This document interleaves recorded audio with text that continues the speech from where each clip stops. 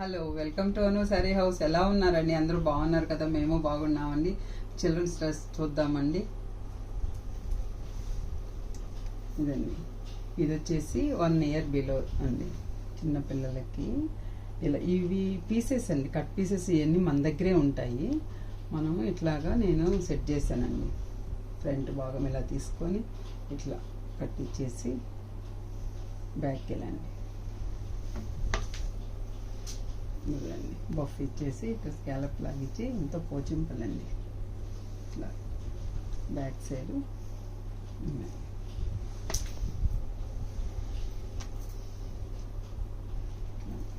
ఇట్లా ఫ్రిల్ ఇచ్చేసి short 1 inch frill వచ్చేసి